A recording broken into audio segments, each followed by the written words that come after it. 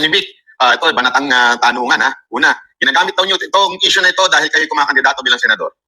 Hindi, ang issue rito hindi yung pagtakbo ko, hindi yung politika. Ang issue rito ay korupsyon. Korupsyon, korupsyon at korupsyon. Kasalanan ba naming nahuli namin kayo? Eh kung hindi namin kayo nahuli, di masaya kayo at nagtiriwang. Ngayong nahuli kayo kung ano-anong pagsisinungaling ang inyong ginagawa. Kaya nga ang sinasabi ko, mabuti pa yung mga konseho ng barangay. Mabuti pa yung konseho ng munisipyo, ng syudad at ng probinsya. They know how to pass a lawful budget. Welcome back to my channel, OFW Good Vibes Studio. To take this opportunity that even if two former Senate presidents, no less than former Senate President Frank Drilon said, ito yung pinaka-corrupt na national budget na kanyang nakita.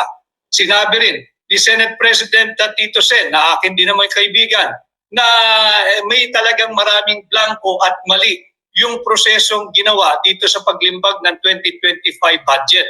Ganun din yung sinabi ni Senador Ping Lacson. Tatlong senador na ito, pang-apat, yung kapatid mismo ni Bongbong Marcos, si Senador Amy.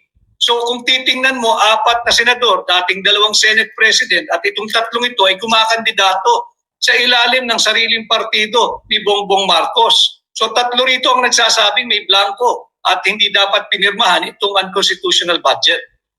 Ito nga, sinabi nga, na-discuss ko itong kay Drilon na sinabi niya, ito ang pinaka-corrupt. Pero meron din siyang binanggit patungkol doon na ito raw ay pinupolitika lang. Parang ang pinapalabas dito, ang mastermind dito si PRRD. Dahil yung nagpalutang daw, siguro kayo, si Ungab, kung sino-sino man, again, connected kay PRRD. Ang issue dito is corruption, hindi politika. Isang malaking korupsyon ang issue nito. At walang kinikilalang politika ito sapagkat ito ay 6.325 trillion pesos lang naman. 6.325 trillion pesos na pera nating mga Pilipino na dapat tayo lahat ay makilahok sa usaping ito. Napakahalaga, napaka-importante sapagkat ito yung ating taunang budget. Hindi kasalanan ni Congressman Sid Ungab. Hindi ko kasalanan kung kami nag-file ng kaso. Dapat, ang lagi ko sinasabi, do not shoot the messenger. Ba't kayo nagagalit sa amin? Ginagabayan nga natin ang executive department eh. We're giving them the benefit of the doubt. Pero tila, sila nagtatanggol sa both houses of Congress. Dahil you do not shoot the messenger.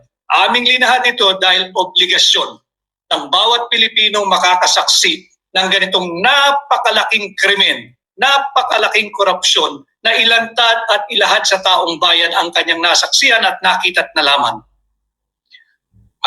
Last question bago ko ipasa kay Jay. No? Itong komentaryo po dito sa sinabi ni Senator Chis na tila nililito ang taong bayan sa facts.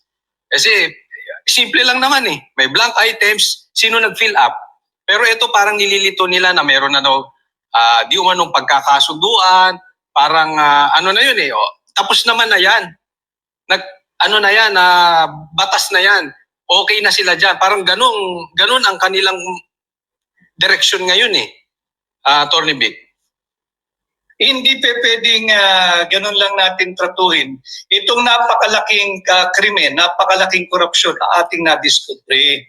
6.325 trillion ito. At hindi nila pera ito, Coach Oli. Pera to ng mga Pilipino. And it is their sacred duty to take care of every centavo that will come out of public offers. Hindi pwedeng blanco at hindi pwedeng tapos na sapagkat yung pinakita naming final bicameral conference committee report na aprobado, ratifikado, pirmado at final nga sa House of Representatives Bills and Index Service or section, dito makikita mo na hindi ito ordinaryong papel. May evidentiary value ito. At ano yung evidentiary value? Merong krimen na naganap. Merong dapat managot kung sino naglagay ng mga halaga diyan sa mga patlang na sadyang iniwan ng Bicameral Conference Committee report. Hindi pwedeng iiwan mo yan sa technical working group o sa mga staff ng senador at kongresista. Bakit? Wala silang kapangyarihan eh.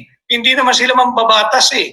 At malinaw sa konstitusyon, tangi nga lang ang mga mambabatas sa bababang kapulungan dapat magmulang any appropriation revenue or bill. Yun, attorney.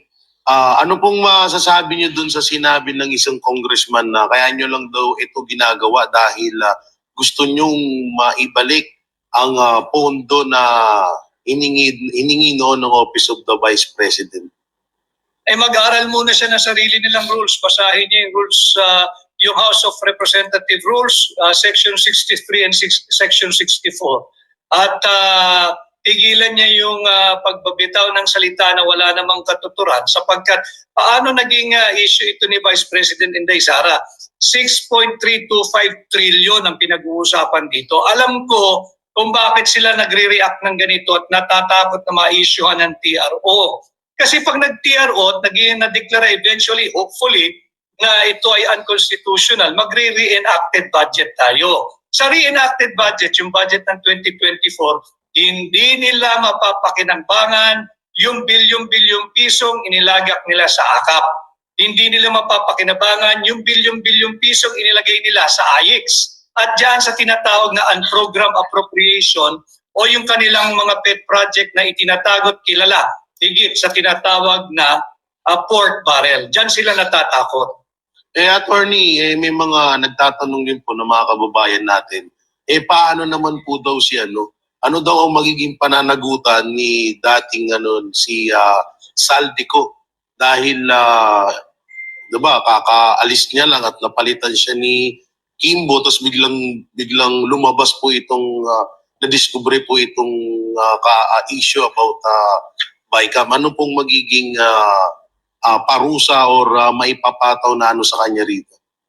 Lahat ng nakapirma doon sa Vice-Cam report, yung final Vice-Cam report na naging enrolled bill, atin yung papanagutin. We are in the process of building the case at alamin kung sino yung dapat isama dyan sa mga ikakaso pa ng grupo ng abogadong nag-aaral kung ano yung nararapat na criminal case o ano yung criminal violation committed in the passing of this full of blanks na final bicameral conference committee report.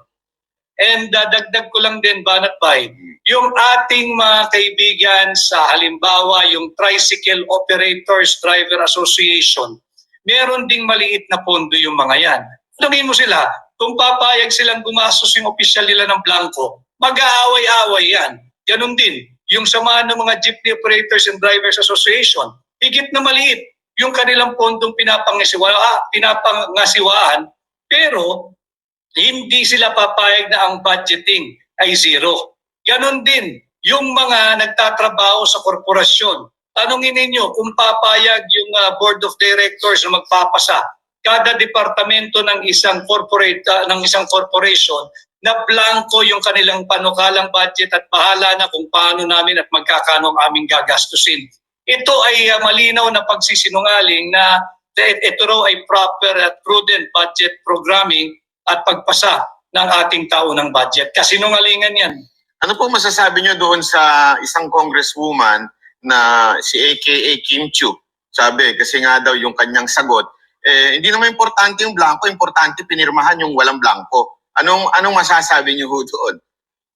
Dapat doon magalit si Bongbong Marcos dahil isinubo siya ng mga ganong klaseng pag-uugali na talagang walang respeto sa saligang batas, di bali ng blanco, importante pinirmahan na hindi blanco.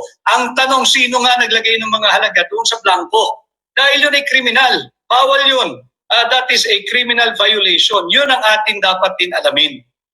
Diretsong tanong, si Romualdez po ba yan? Hindi rin natin nalalaman. Kaya nga tanong ko, lalaki ba siya? At tinatanong ko, babae ba siya? Grupo ba sila? Marami ba sila? At ito ba ay bukod pa sa third chamber or third house? Meron pang fourth chamber or fourth house na hindi natin nalalaman sapagkat wala nga transparency. And that's why we're demanding for transparency and eventually we will demand for accountability. Coach Oli? Ako, Attorney Vic, alam ko kung lalaki o babae. Hindi ata tao, parang buhaya eh. Hindi kaya puting ahas yan. Marami nagsasabi kasi na isang babae at isang lalaki daw na hindi naman miyembro ng lehislatura. So binibigay natin yan at nagtandem daw itong dalawang ito at nakialam. But pagka ganito kasi kalaking kontrobersiya, hindi naman nila mako-contain yung mga balitang yan. May lalabas at lalabas dyan. Lalo na yung mga iipitin nilang membro ng technical working group. o yung technical working staff. Kawawa itong mga ito. May mga pamilya rin ito, kawawa ito at kung iipitin nila at ilalaglag nila eventually. Hindi kaya si Hello Kitty yan o si Kuting, baka... Anyway, matanong ko, ang sinasabi dito ay unconstitutional daw itong vice cam. Totoo ba ito? Kasi dapat dinidesisyonan ito ng buong Senado at House. Procedurally and under the Constitution, hindi naman kinikilala at walang kapangyarihan ang vice cam. Yung bicameral conference committee, ang tanging layunin lang yan, mag-reconcile ng mga conflicting figures o yung mga hindi nagbabanggang line items dyan sa appropriation bill. Pero walang kapangyarihan itong hijackin yung proposal ng Executive Department, yung proposal ng tanggapan ng Pangulo pagdating sa budget, yung tinatawag nating linalaman ng National Expenditure Program. Ang nangyari dito, binalangkas ng mababang kapulungan, binalangkas ng Senado, pagdaan doon sa vice cam, pinalitan, nagkaroon ng recasted budget, binago nila, ibang-iba doon sa itsura ng National Expenditure Program. Hindi nila maaaring gawin yun. Ang trabaho lang yan mag-reconcile At na nakikialam at ilang taon na nilang ginagawa yan, ito ng panahon siguro na dapat magdesisyon na rin ng Korte Suprema dito sa kapangyarihan ng vice cam. Walang kapangyarihan ito at ako'y panatag na when objectively ang Korte Suprema ay magdedesisyon, marurunong din kasi gumawa at magpasa ng tama at legal na budget yung mga tao sa Judicial Department of our government. Nagpapasa ng budget yan every year Tanungin ninyo sila kung nakapagpasa na sila sa tanang buhay nila and in the long existence of the Judicial Department of our government, kung nagpasa na sila kahit minsan lang, kahit isang beses lang, ng isang panukalang budget nila for the judiciary na blanco. Walang magpapasa niyan dahil bawal yan. Ito katangi-tangi. 28 line items blanco. Ang halaga umaabot sa more or less ay 241 billion pesos. Sa aking pagkakaunawa, Atty. Vic, talagang ang problema nito nasa vice cam, no? Pero ako isang ayon doon sa sinampan ninyo dyan sa korte. At sana nga, sangayon din ako na sana mas maraming maparusahan. Kasi talagang pag walang naparusahan dyan, ulit-ulitin. Pero ang tanong dito, kailan kaya yan? Kasi baka mamaya nagastos na nila yung pera, saka magdidesisyon ng korte, baka mamaya wala na si Marcos. Doon pa lang lumabas yan. So patay na yung kabayo bago dumating yung damo. Kaya tayo agad-agad ay nagsampa na ng petition sa Korte Suprema because yung dapat may sense of urgency na hindi dapat magastos yung pera dahil any disbursement is illegal sapagkat ito nga ay fruit of a very poisonous legislative process itong gaan ng 2025. Kaya dapat mahinto iyan at marisolba ng Korte Suprema sa lalong madaling panahon. At hindi naman dapat mangamba ang administrasyon ni Marcos sapagkat pwede naman mag-reenacted budget. Dili kaya, paspasan nila. Magpasa uli sila ng naayon na sa konstitusyon na budget for 2025.